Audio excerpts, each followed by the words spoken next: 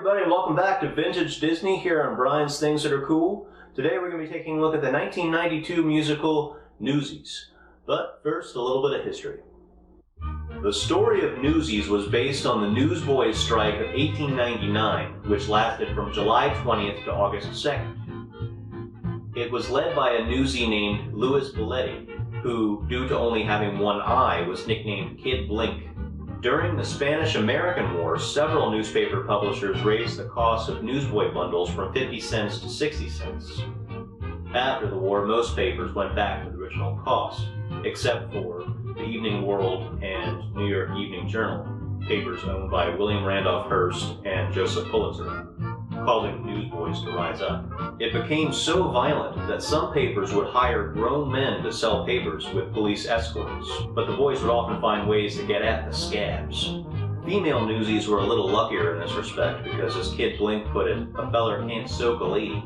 After a pretty hefty loss by the papers, ultimately a compromise was reached in which the papers offered full buybacks to their sellers, which allowed the newsboys to make more money.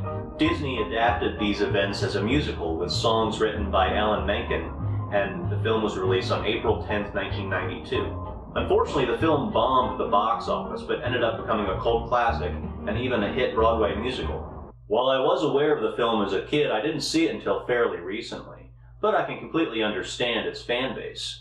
So, let's seize the day with Newsies.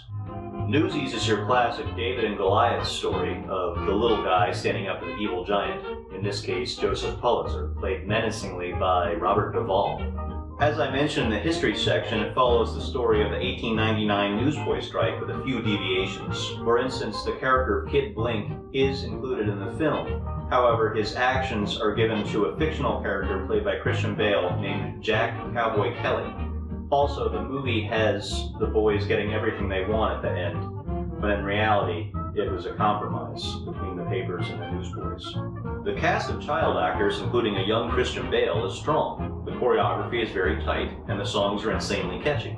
Seize the Day has kind of an Irish feel, and King of New York will be stuck in your head for a week. Now, perhaps it's not a movie for everyone. The faux New York accents may be a little bit much here and there, and it's not as cinematic as other musicals are. By that I mean it's shot very much like a Broadway stage show.